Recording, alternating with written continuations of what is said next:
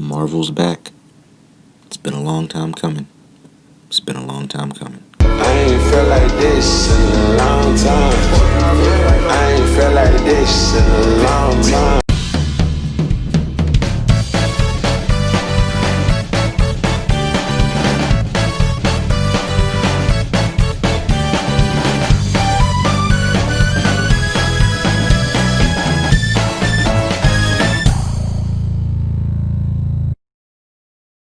After the release of Spider-Man Far From Home, we haven't really had anything official from the MCU. Aside from trailers and announcements, we didn't really get much. We pretty much just had rumors, theories, and quote-unquote plot leaks. It was a long, well-deserved break from the MCU, but after what seemed like an eternity, Marvel is back with its first official look into Phase 4 with its very first Disney Plus series, WandaVision. This is going to be a non-spoiler review. I'm recording this video very late, so you've probably already seen all of the spoilers by now, but if you haven't seen the show, if I do cover a certain topic, I will be extremely vague about it and I'll try to tiptoe around it. Now, I'm going to be brutally honest with you. WandaVision was never really on my radar. When it first got announced, my most anticipated series that I wanted to check out on Disney Plus were The Falcon and the Winter Soldier, Loki, Moon Knight, etc. However, when the first trailer for this show came out, it really had me interested. Mostly for one thing, that I feel like this show is going to be House of M inspired and have some elements from that story. Now that the first 2 episodes are out, what did I think of WandaVision? I really had a blast with the first 2 episodes, and after episode 2, I really want more. So with this review, I'm going to go over the positives and the negatives. So let's talk about the positives. Episodes 1 and 2 capture the look, the aesthetic, and the visual of that era of television. I grew up watching old sitcoms like Bewitched, I Dream of Jeannie, Mr. Ed, and there's probably a bunch more that I can't name off the top of my head right now. So it really took me back to my childhood.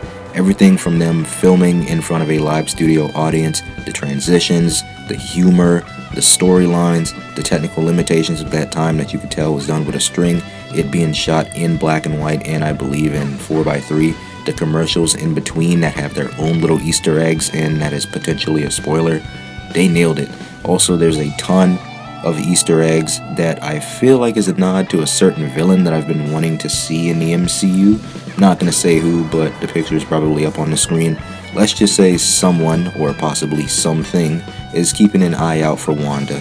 It even gets downright eerie and unsettling in both episodes, and it's that mystery aspect that keeps you invested, that makes you want to see more, because you as the audience member knows that something is going on and there's something deeper behind all of this. The performances from Elizabeth Olsen and Paul Bettany are amazing as usual. I'm pretty sure Paul Bettany was just happy that he got to act without layers of makeup on, and you can tell he's just having fun, he's chewing the scenery out. Side note, it's also an entire gag about gum in episode 2, and it's hilarious. Plus the other characters / side characters are also really good. It's so good seeing Wanda get the spotlight, well, both her and Vision. We never really spent a whole lot of time with these characters, even in the big movies when they were, a part of the story. There was always something bigger going on and it always pushed them to the back burner. And now on to the negatives that I wouldn't really say are negatives for me, but negatives that I would feel like be for the die-hard MCU fans. This section of the video probably doesn't even make any sense because I've already seen the reviews and this was written on the day of the premiere of WandaVision, but if you haven't seen the show, I'm going to fill you in. So if you're going into this expecting them to answer your questions from Phase 3, or to see that you took everything from me, Scarlet Witch, you're probably going to be disappointed. So if you're going in expecting that, just lower your expectations because it is what it says it is. It's a sitcom starring Wanda and Vision. So again, if you want answers instantly, I just recommend waiting until the season wraps up, then just binge the entire show because it's on Disney Plus. It's only like, $7? But I feel like if you love classic sitcoms and television, love these characters in the MCU as much as I do, I feel like you're gonna like this. I can already see the titles now. WandaVision's trash. It wasn't worth the wait. Just be patient. I feel like it's gonna be exactly like that first season of The Mandalorian, to where it took a while for things to get going, but the payoff will be worth it. once the season ends, I feel like we'll all be like, oh, so that's why that happens. So that's what that leads into.